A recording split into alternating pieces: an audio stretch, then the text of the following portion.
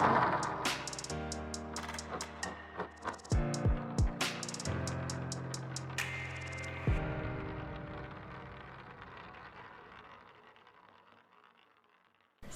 warahmatullahi wabarakatuh. Kami daripada kumpulan Dewi Pujangga yang terdiri daripada ahli kumpulan iaitu saya sendiri, Muhammad Syamim bin Azhar. Yang kedua adalah Nurul Farhana binti Hartini. Yang ketiga adalah Nur Azimah binti Muhammad Zain. Yang keempat Amaluddin bin Muhammad Siddiq. Dan yang terakhir adalah Muhammad Adli bin Muhammad Asri. Jadi dalam video kami pada kali ini, kami akan menceritakan ataupun membentangkan tentang topik kemerdekaan. Menurut Kamus Dewan, merdeka bermaksud bebas daripada penjajahan, kurungan dan naungan. Pada 31 Ogos 1957, negara kita telah mendapat kemerdekaan dan laungan kemerdekaan dilaungkan di Stadium Merdeka pada 31 Ogos 1957 oleh Tunku Abdul Rahman. Laungan ini dilaungkan sebanyak 7 kali dan ini menandakan bahawa negara kita telah bebas daripada era penjajahan British. Jadi persoalan yang akan kami bincangkan dalam video ini adalah, adakah kita sudah benar-benar merdeka sepenuhnya? Jadi berikut merupakan topik-topik yang akan kami bincangkan. Topik yang pertama adalah rasuah dan integriti. Topik yang kedua adalah tidak gemar menggunakan bahasa kebangsaan. Topik yang ketiga adalah mudah terpengaruh dengan anasir luar ataupun anasir asing. Dan topik yang terakhir adalah masalah perpaduan. Jadi dalam video ini kita akan dengarkan pendapat ataupun pandangan daripada ahli kumpulan kami. Jom kita dengarkan. Assalamualaikum warahmatullahi wabarakatuh. Salam sejahtera dan salam keluarga Malaysia. Saya ucapkan buat anda semua. Baiklah, menyingkap kemerdekaan tanah air, kita sudah mencapai kemerdekaan puluhan tahun lamanya. Alhamdulillah, dengan kesejahteraan yang kita kecapi pada hari ini, jangan sesekali kita melupakan para pejuang negara yang telah berkorban nyawa demi menyelamatkan Malaysia dan membangunkan negara bangsa Malaysia yang kini tanah tumpahnya darahku.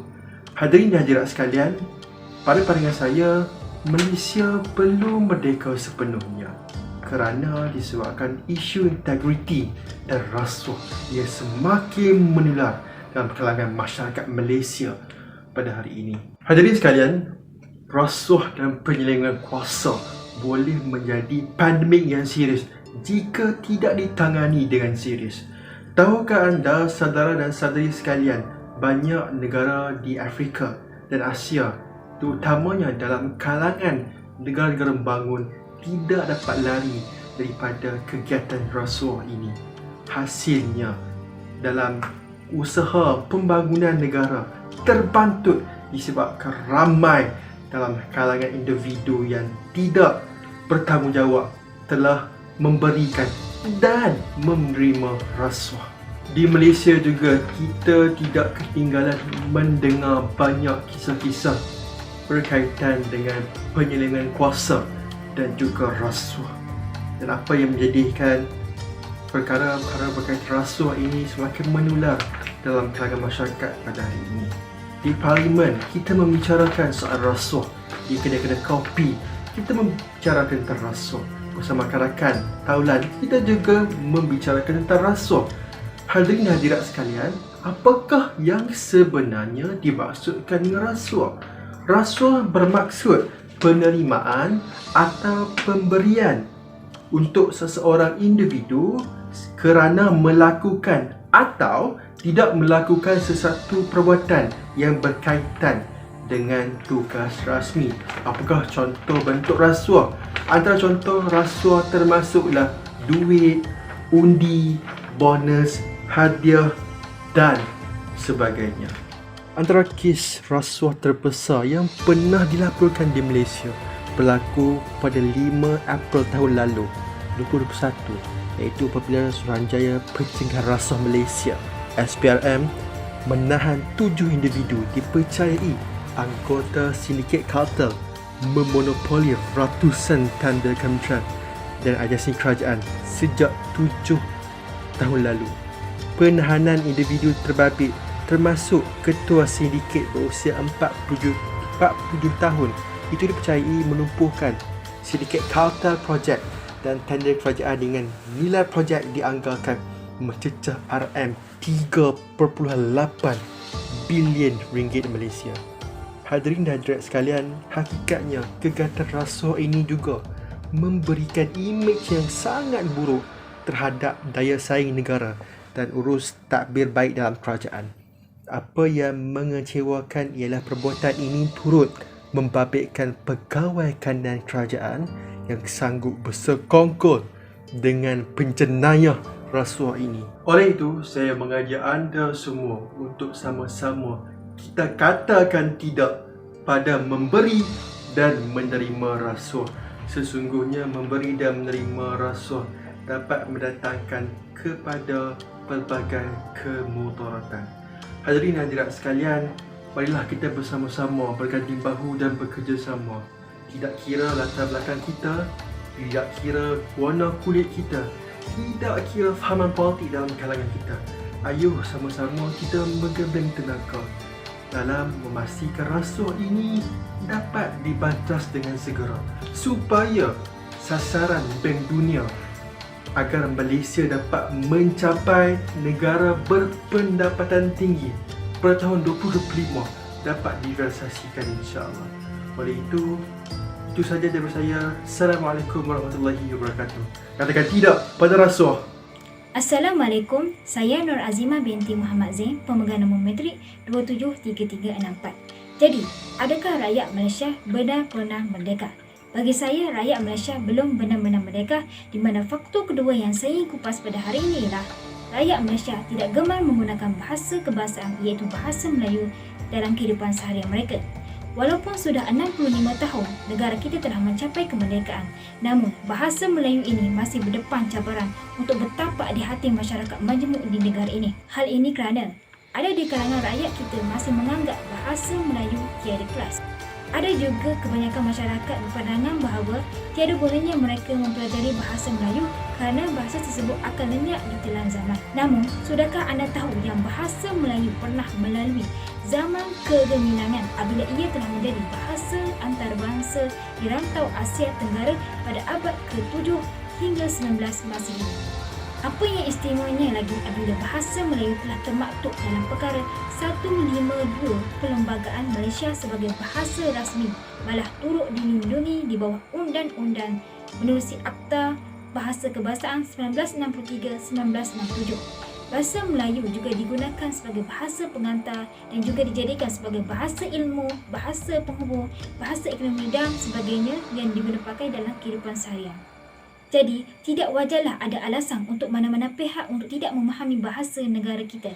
Oleh hal yang sedemikian, bahasa Melayu perlu dipertahankan sebagai bahasa ilmu kerana bahan ilmu dalam bahasa Melayu berusaha untuk memenuhi keperluan negara, terutamanya untuk melahirkan modal insan yang berpengetahuan dan juga berkemahiran serta mampu bersaing pada peringkat antarabangsa.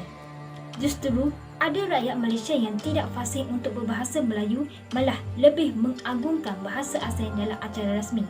Kebanyakan masyarakat negara kita berpendapat bahawa bahasa asing seperti bahasa Inggeris merupakan bahasa yang terulung di dunia.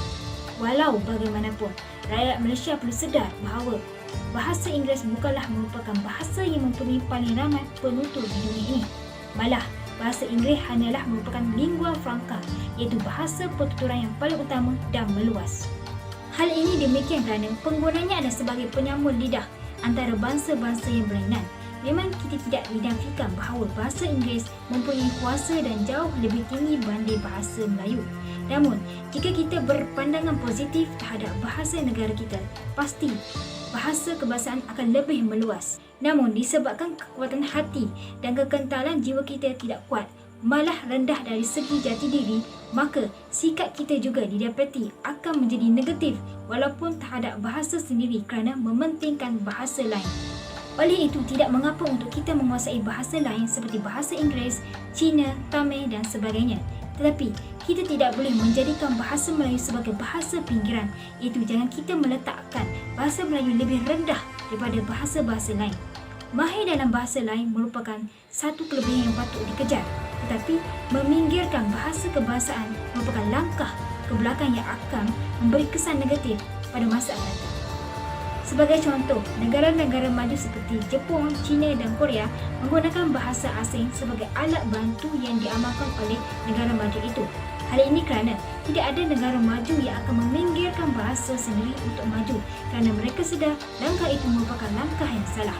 Oleh hal yang sedemikian, masyarakat kita perlu yakin dengan kemampuan bahasa ibunda kita sendiri, iaitu bahasa Melayu yang cukup indah dan kaya dengan kepelbagaian, hingga kita menunjukkan sifat kecintaan kita terhadap bahasa sendiri. Jadi, sekian sahaja daripada saya serahkan kepada pembentang yang seterusnya.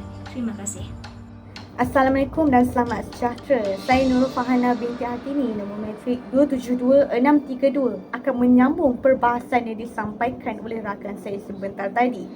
Kami percaya bahawa Malaysia benar-benar belum merdeka sepenuhnya. Hal ini kerana rakyat Malaysia masih dipengaruhi dengan anasir-anasir luar. Antara pengaruh yang jelas kita nampak pada masa kini ialah belia yang terdedah dan menormalisasikan budaya menonton filem yang berunsurkan pornografi dan budaya negatif dalam komuniti seperti LGBT, pemakaian yang mencolok mata, makanan dan minuman yang meragukan dan sebagainya. Antara contoh yang boleh kita lihat ialah elemen-elemen pornografi yang diselitkan di dalam industri perfilman yang bertujuan untuk menarik lebih ramai penonton. Apabila perkara ini terus berlaku dalam masyarakat kini, pelbagai kesan buruk dalam diri belia seperti keruntuhan moral akan berlaku. Selain itu, contoh lain yang dapat kita lihat dalam budaya luar seperti LGBT. Pengaruh LGBT yang berleluasa melambangkan Malaysia sebenarnya masih belum benar-benar merdeka. Hal ini kerana Malaysia merupakan salah satu negara yang berpegang teguh dengan ajaran agama Islam. Dan di dalam agama Islam sendiri sebenarnya menegaskan bahawa LGBT merupakan perbuatan yang amat dibenci dalam agama. Dalam pada itu, contoh yang paling ketara yang dapat kita lihat dalam masyarakat kini adalah pemakaian wanita yang tidak sopan dan mencolok mata, atau nama lainnya adalah seksi. Budaya pemakaian yang mengikut barat ini menunjukkan bahawa Malaysia ini sebenarnya tidak memiliki identiti pemakaian yang sopan. Memandangkan Malaysia ini sebenarnya merupakan sebuah negara Islam dan populasi penduduknya adalah majoriti yang beragama Islam. Sebagai contohnya, menerusi filem Melayu dapat kita lihat pemakaian oleh pelakon kebanyakannya berpakaian tetapi seolah-olah seperti bertelanjang atau seksi atau seperti orang barat, sedangkan mereka ini kebanyakannya adalah orang yang beragama Islam. Perkara ini kemudiannya menjadi ikutan penonton hari demi hari. Oleh itu, pemakaian yang sepatutnya adalah pemakaian yang menutup aurat dan mengikut syariat Islam yang ditetapkan. Perkara-perkara yang telah saya nyatakan di atas tadi telah berjaya membuktikan bahawa masyarakat Malaysia sebenarnya masih belum benar-benar merdeka. Hal ini kerana masyarakat kini terlalu menyanjungi budaya asing dan menjadikannya sebagai perkara biasa dan wajib diikuti sehingga melenyapkan tradisi dan identiti asal Malaysia. Cuba anda fikir-fikirkan. Assalamualaikum warahmatullahi taala wabarakatuh dan salam sejahtera. Saya Amaluddin bin Muhammad Siddiq, nombor matrik 270137. Pada pandangan saya, negara kita masih lagi belum merdeka sepenuhnya. Hal ini kerana pada masa kini masih lagi terdapat aktiviti-aktiviti penjajahan yang bukanlah bersifat fizikal tetapi lebih kepada penjajahan yang berbentuk pemikiran, nilai dan budaya, dan hal ini memberi kesan terhadap aspek perpaduan di negara kita. Hal ini kerana terdapat segelintir masyarakat yang gemar untuk mencetuskan api perbalahan antara kaum di negara kita. kebanyakannya masyarakat ini cenderung untuk menindas kaum-kaum lain ataupun menindas perjuangan kaum atau agama lain untuk menuntut hak-hak mereka. Aku malah betul lah dengan orang Cina, orang India dekat Malaysia ni. Dia orang wajar tau. Kau tengok berita hari ni. Lepas tu nak pertahankan ni sekolah benda kula lah, misi lah. Dalam pendatang buatlah macam pendatang. Ini nak buat macam tuan rumah pula. Sibuk nak memperjuangkan hak-hak diorang tu. Padahal diorang tak ada hak pun. Tanpa kita sedar, penjajahan British telah meninggalkan kita dalam kelompok yang berasaskan kaum. Maka starting point bagi setiap kaum itu berbeza dan tidak lagi sama. Jadi bukanlah sesuatu yang resis sekiranya setiap kaum memperjuangkan hak-hak mereka. Namun dalam memperjuangkan hak, tidak bolehlah kita sehingga menindas ataupun tidak mempedulikan perjuangan kaum lain. Adilkah kita dalam perjuangan kaum dan agama kita menindas perjuangan kaum dan agama lain, walhal pada suatu masa dahulu kita bersama-sama dengan mereka untuk menuntut kemerdekaan. Oleh itu, semua orang patut memperjuangkan kaum mereka dan mempercayai bahawa agama mereka adalah agama yang terbaik. Walaupun secara fizikalnya kita tidak dapat berkongsi pegangan agama, bangsa dan warna kulit, tetapi sebagai manusia takkan kita tidak boleh untuk berkongsi nilai kemanusiaan yang sama. Oleh itu, setiap masyarakat perlu sentiasa berfikiran positif dan bersifat terbuka untuk menerima agama bangsa lain supaya negara kita lebih harmoni, makmur dan segala kekayaan dapat kita kongsi bersama. Sekian sahaja daripada saya. Terima kasih. Secara kesimpulannya, ahli kumpulan kami tidak bersetuju bahawa negara kita telah benar-benar merdeka sepenuhnya. Hal ini kerana terdapat pelbagai isu yang berada ataupun berlaku dalam negara kita ini. Walaupun telah berbagai cara ataupun langkah yang diambil, namun masih lagi berlaku isu-isu seperti yang kita bincangkan dalam topik itu tadi. Maka sedikit petikan ataupun pepatah yang saya akan kemukakan yang diambil daripada kata-kata Tunku Abdul Rahman, iaitu kemerdekaan ibarat obor yang menyala. Marilah kita menjulang obor ini setinggi-tingginya dengan bangga supaya cahayanya dapat menerangi sekitar alam. Sekian saja daripada kumpulan kami Dewi Pujangga. Ingin mengucapkan terima kasih dan mohon maaf jika tersalah kata. Sekian. Assalamualaikum warahmatullahi wabarakatuh.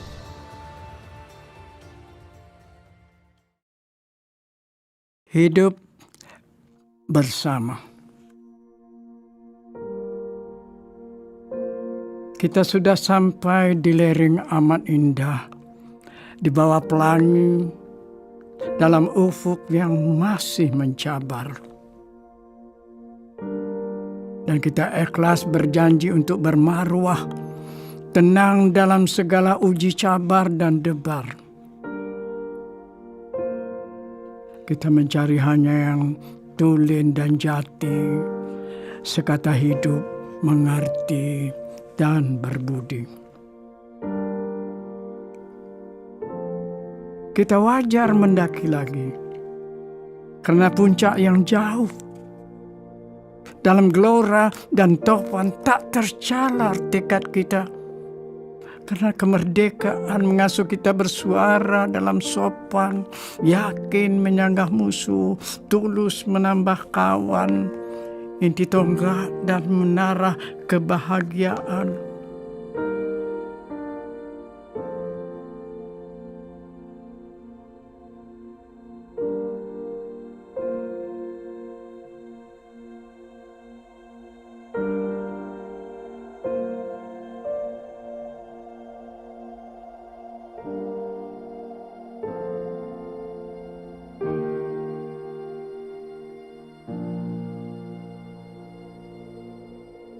kita datang bersama anak-anak yang sedia menyanyi. Sehat, teguh, bertekad, dan berani.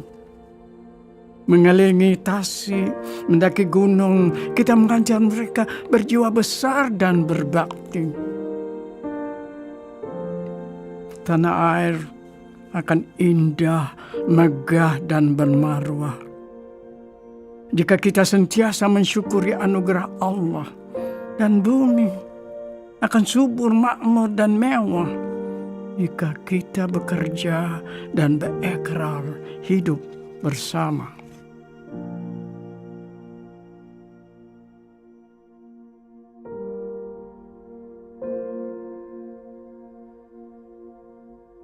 Tanah air memberi banyak, mesra mendekap kita. Kemerdekaan mendorong kita berdiri dan berbakti.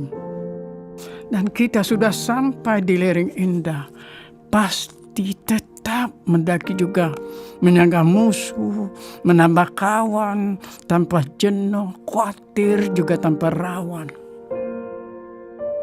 Dan dalam alam baru, semangat kita wajar padu. Berjalan kita atas nama tanah air dan bangsa, bangga kerana merdeka, megah kerana bahagia. Anak-anak kita bakal datang tangkas dan berilmu. Dan kita dalam sejarah bakal syahdu dan bangga. Kerana awan yang indah, lapis pelangi lebih mesra, wajah diri dan inti pribadi kita tunjang bagi kehidupan dan kemerdekaan bangsa yang sentiasa sedia belajar mengerti dan tekun hidup bersama.